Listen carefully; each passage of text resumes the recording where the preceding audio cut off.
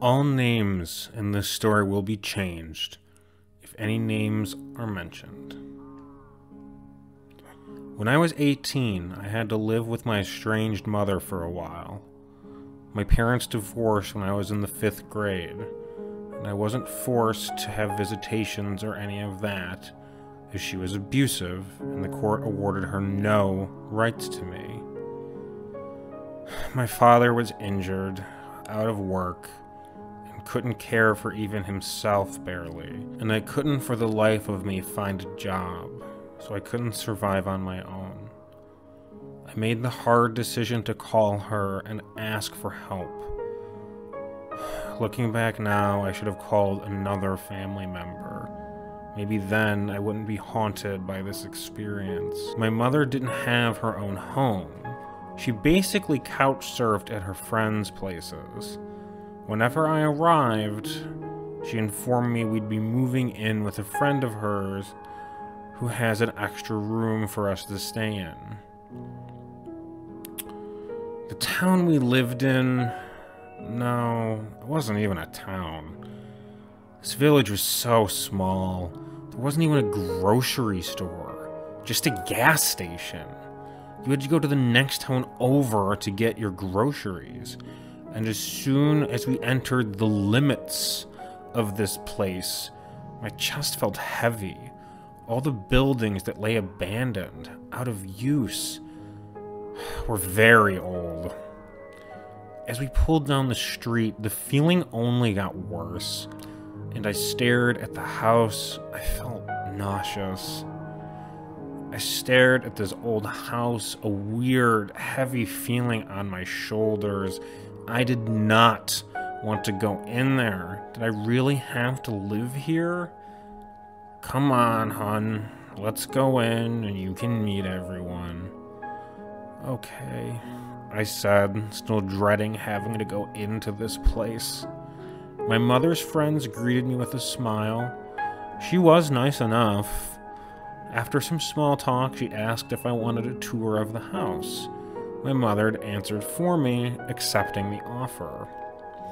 The living room was quite bare, merely a sofa, coffee table, a small TV, and a few books scattered on a bookshelf. Normal enough, right? We went to the dining room, which was completely bare. No table, nothing. We don't use this area, really. We have a table right in the kitchen. Weird. Why wouldn't you just put your table in the dining room? Why leave this room empty? The more I saw of the house, the more it was clear. The house was really old. The bathroom was placed between her and her husband's bedroom and their son's room, which connected through 2 doors. So we had to go through her teenage son's room all times of the day to go to the restroom. That's not awkward. The bedroom that my mother and I would share was very small. The weirdest part was the layout. She explained that this house is very old, and that back then, children would have their rooms upstairs sometimes, so this room was made specifically to fit small children. The steps leading up to this bedroom were so small. You had to sidestep all the way up, or be careful and hold the hand railing. Once up there, I felt as if I was being watched. I noticed a door across the room. What does that door lead to? I asked cautiously. Oh, we never use it. When we moved in, the door was jammed. We couldn't get it open, so we just leave it be. Are you kidding me? Did I just walk into a freaking horror movie? I have to live here? Let's go down and see the kitchen, and then we'll help you move your things to the bedroom. Sound good? The woman said, guiding us back down the stairs. We stepped down into the kitchen, and my nausea turned to straight fear. All I could hear was my own heartbeat, pounding in my ears. I felt sick. I wanted to get out of this room immediately. I couldn't even hear what the woman was saying. I could see her mouth moving, but everything around me was deafened by my frantic heartbeat. "Hey, hon, you okay?" she said, placing a hand on my shoulder. I snapped out of it when she touched me, able to hear again. Yeah, is the tour done?"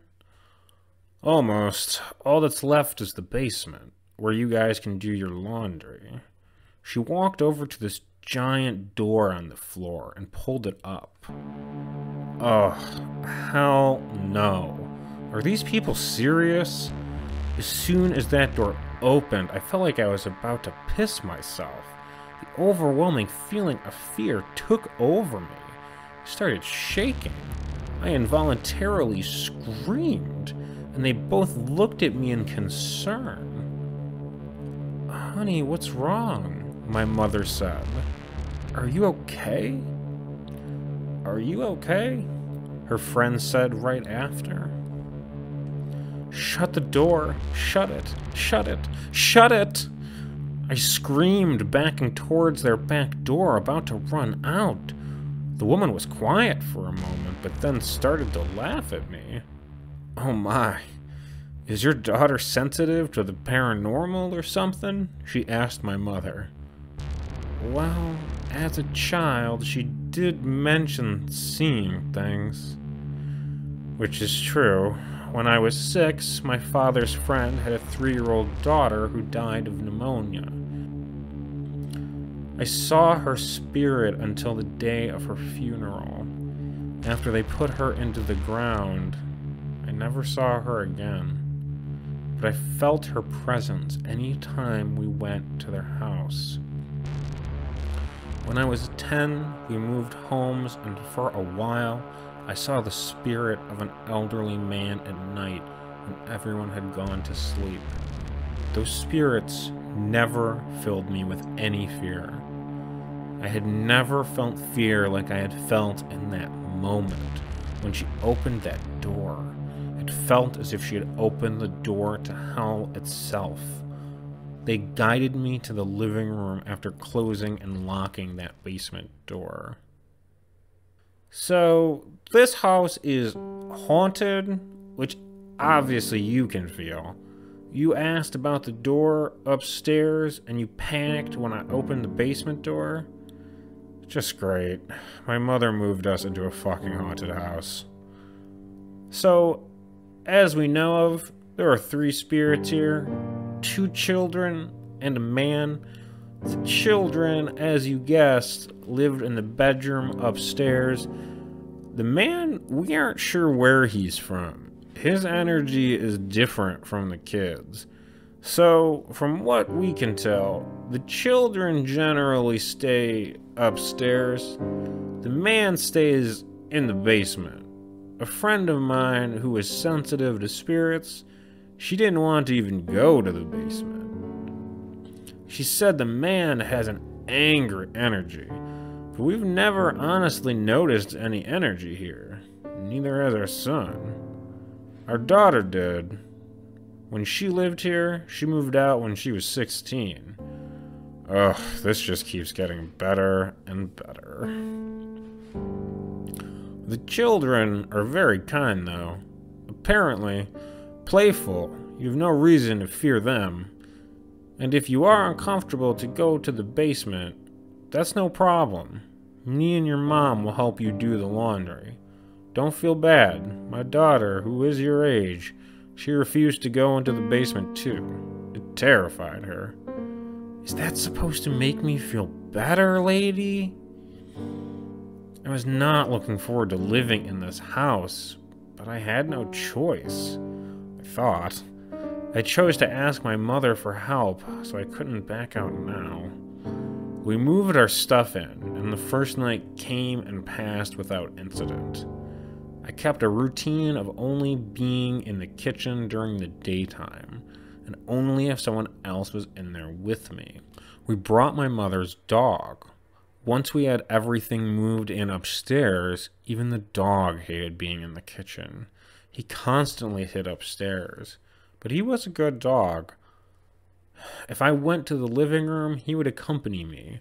The dog is the only thing that helped me survive that place, honestly. It took 2 months to truly experience anything, besides feeling like I was being watched. But once I did, everything seemed to slowly keep increasing. I was having one of my daily phone calls with my father. Our conversation was normal, me asking if he found a job yet, asking how he was feeling, etc. All of a sudden, the phone went silent in the middle of him speaking. "Dad," I said, thinking the phone signal was weak and just cutting in and out. All of a sudden, there was the sound of static before an ear-piercing scream rang out of the cell phone. I pulled the phone away, looking at it. The screen was black, and there were still screams coming out of it. Children's screams. All of a sudden, it stopped, and I heard my father's voice again. "Sweetheart, are you there?" "Dad? What's wrong, sweetie? Why did you get quiet?" "Dad, did you hear it?" "Hear what? You suddenly got quiet." You didn't hear the screams?" I whispered into the phone. "Screams? Are you okay? Where are you staying at?" "Dad, I'll call you back," I said, tears filling in my eyes. I hung up on him before he could say anything else. I walked across the room and sat on my bed beside the locked door. I took a deep breath, gathering my courage.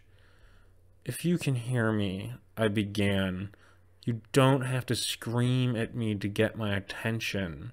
I'm here. I'm listening. Just talk to me like normal.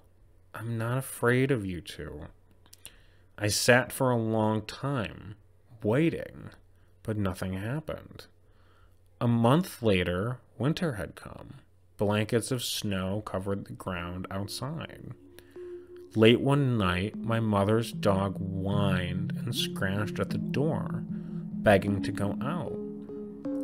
Okay, let me get my coat on and we'll go out." I gathered everything I needed, my coat, hat, gloves, and a flashlight. The old road had no streetlights, so I couldn't see well enough just by moonlight. I walked him all around the yard, waiting patiently for him to relieve himself.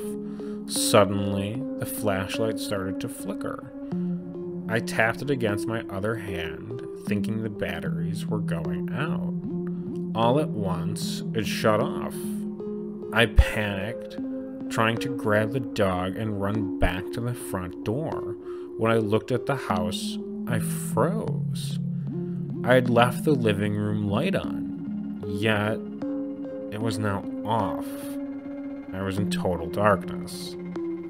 I ran to the front door with the dog at my side. I tried to open the door, which I had left unlocked, to find it would not budge.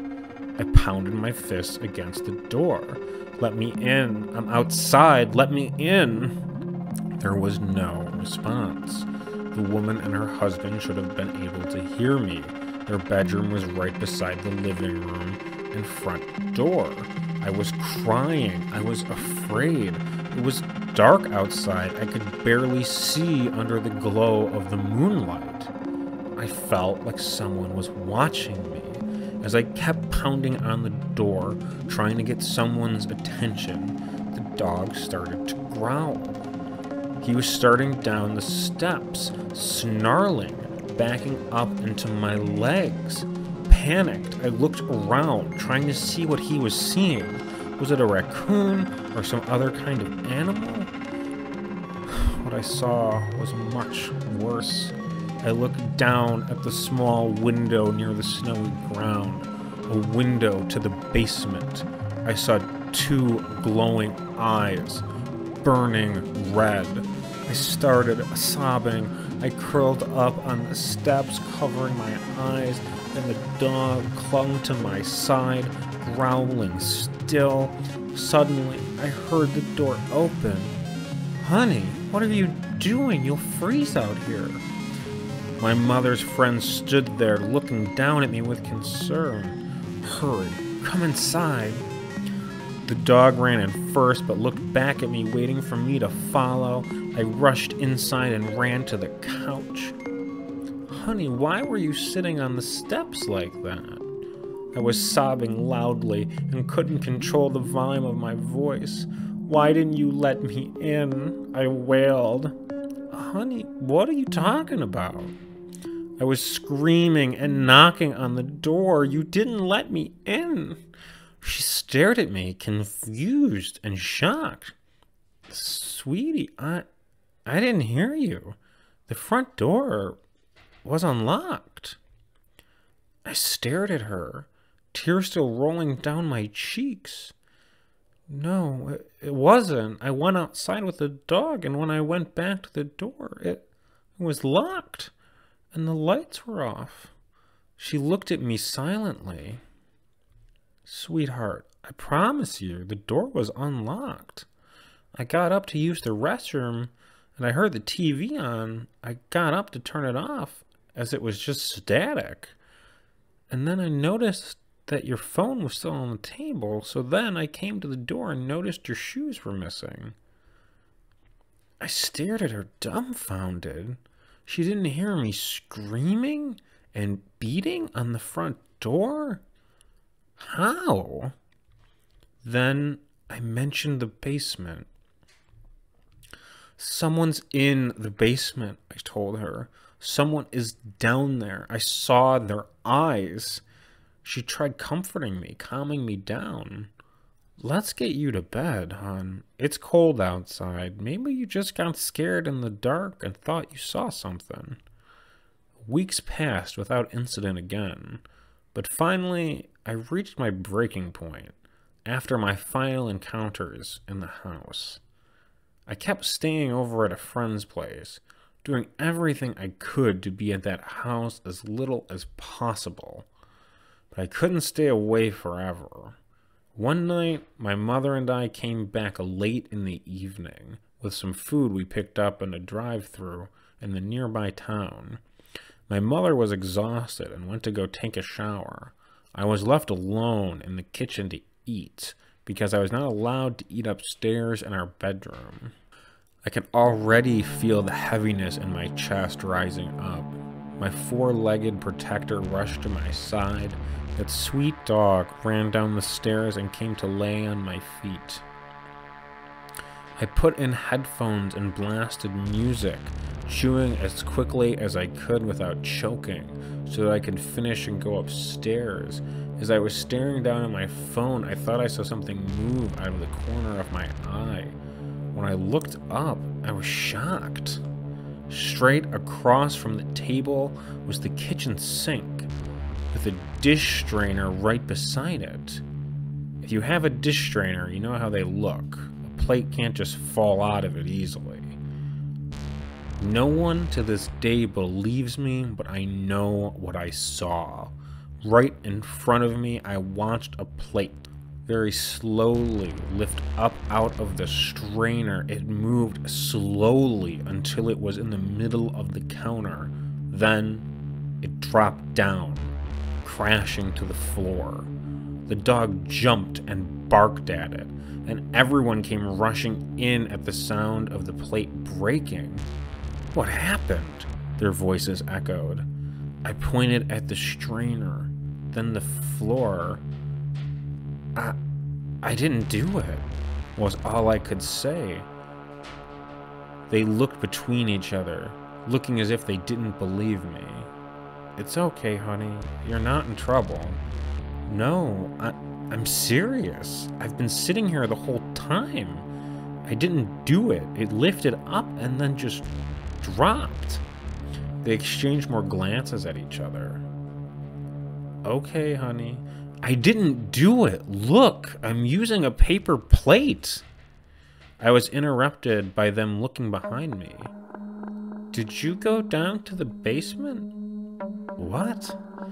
I turned slowly. The basement door was wide open, and the light was on. I jumped up from the table and backed away. Where I had been sitting, my back was to the basement.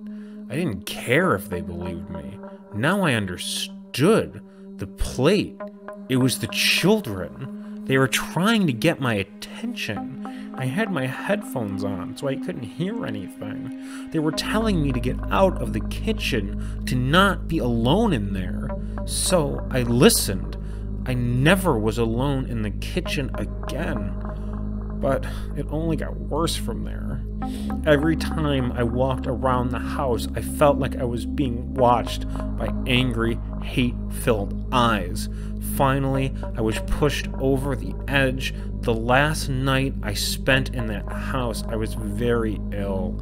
I'd come down with a terrible cold. I slept for almost 2 days straight, only waking up when my mother came home from work and forced me to drink some soup or water. I could barely stand on my own. It was almost 3 a.m. I know what you're thinking. Yes, 3 a.m. Worst timing.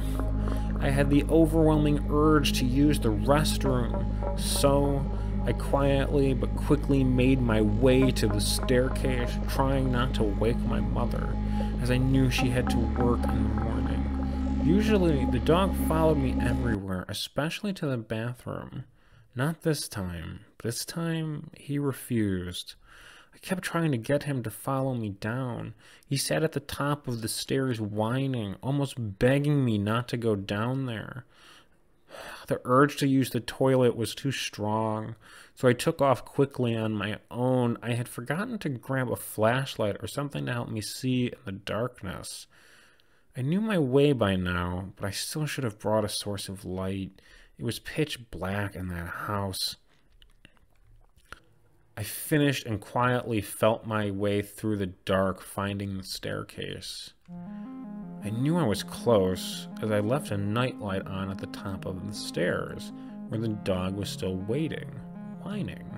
He began to whine, really loudly. Before I could call his name, trying to soothe him, something grabbed the back of my shirt and pulled hard. Out of pure instinct, I gripped the railing tightly.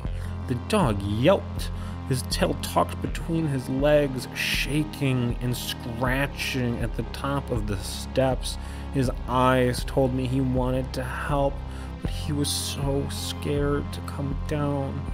The tears welled in my eyes as I finally gave up on trying to be quiet. I screamed.